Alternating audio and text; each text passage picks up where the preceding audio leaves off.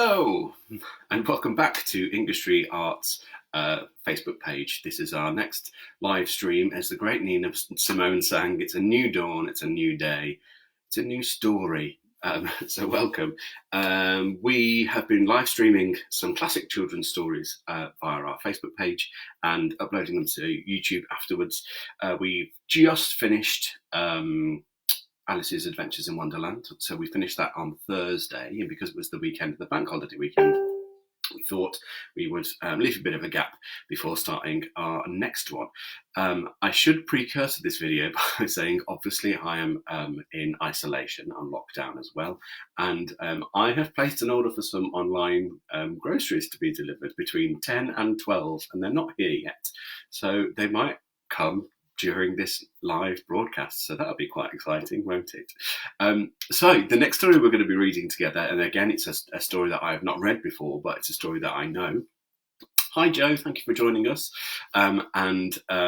This story is The Wizard of Oz by L. Frank Baum, and we're going to start straight in with chapter 1, The Cyclone. Dorothy lived in the midst of the great Kansas prairies with Uncle Henry, who was a farmer, and Aunt Em, who was the farmer's wife. Their house was small. For the lumber to build it had to be carried by wagon many miles. There were 4 walls, a floor, and a roof, which made one room. And this room contained a rusty-looking cook stove, a cupboard for the dishes, a table, 3 or 4 chairs, and the beds. Uncle Henry and Aunt Em had a big bed in one corner, and Dorothy a little bed in another corner. There was no garret at all, and no cellar, except a small hole dug in the ground, called a cyclone cellar, where the family could go in case one of the great whirlwinds arose, mighty enough to crush any building in its path. It was reached by a trapdoor in the middle of the floor, from which a ladder led down into the small, dark hole. When Dorothy stood in the doorway and looked around, she could see nothing but the great grey prairie on every side. Not a tree nor a house broke the broad sweep of flat country that reached to the edge of the sky in all directions. The sun had baked the ploughed land into a grey mass with little cracks running through it. Even the grass was not green, for the sun had burned the tops of the long blades until they were the same grey colour to be seen everywhere.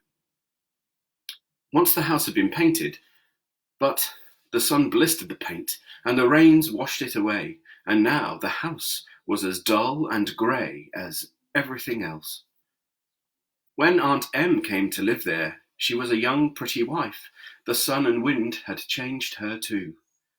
They had taken the sparkle from her eyes and left them a sober grey. They had taken the red from her cheeks and lips, and they were also grey. She was thin and gaunt, and never smiled now.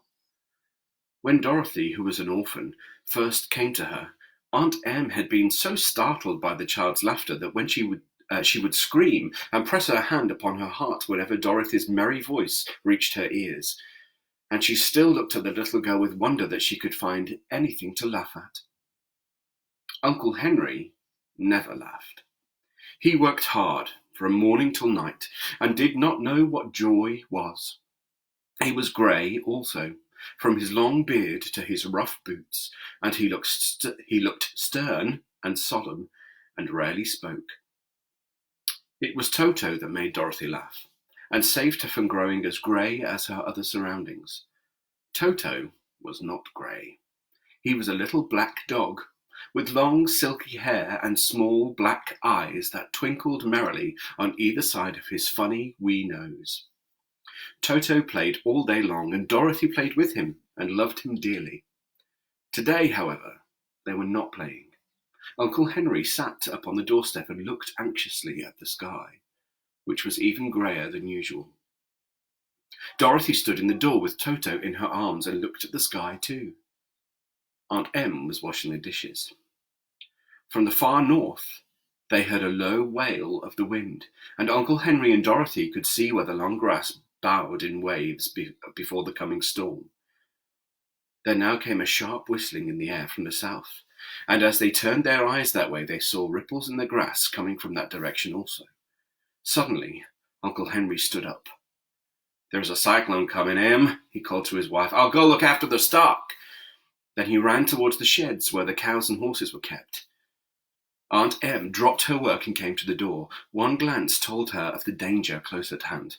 "Quick, Dorothy!" she screamed. "Run for the cellar!" Toto jumped out of Dorothy's arms and hid under the bed, and the girls started to get him. Aunt Em, badly frightened, threw open the trapdoor in the floor and climbed down the ladder into the small, dark hole.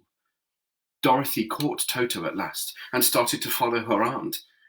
When she was halfway across the room, there came a great shriek from the wind, and the house shook so hard that she lost her footing and sat down suddenly upon the floor.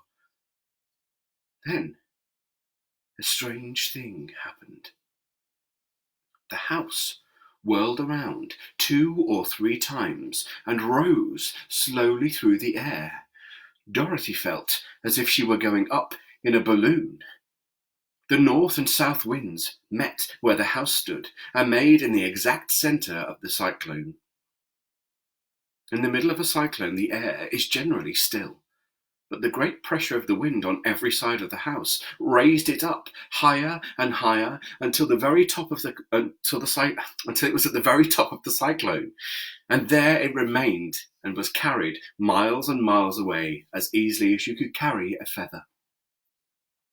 It was very dark, and the wind howled horribly around her, but Dorothy found she was riding quite easily.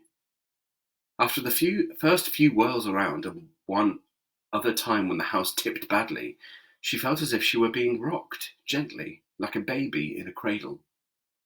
Toto did not like it. He ran about the room, now here, now there, barking loudly. But Dorothy sat quite still on the floor and waited to see what would happen. Once, Toto got too near the open trapdoor and fell in.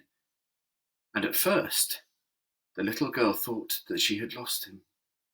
But soon she saw one of his ears sticking up through the hole, for the strong pressure of the air was keeping him up so that he could not fall. She crept to the hole, caught Toto by the ear and dragged him into the room again, afterward closing the trapdoor so that no more accidents could happen. Hour after hour passed away, and slowly Dorothy got over her fright. But she felt quite lonely, and the wind shrieked so loudly all about her that she nearly became deaf. At first, she had wondered if she would be dashed to pieces when the house fell again, but as the hours passed and nothing terrible happened, she stopped worrying and resolved to wait calmly and see what the future would bring. At last, she crawled over the swaying floor to her bed and lay down upon it, and Toto followed her and lay down beside her. In spite of the swaying of the house and the wailing of the wind, Dorothy soon closed her eyes and fell fast asleep.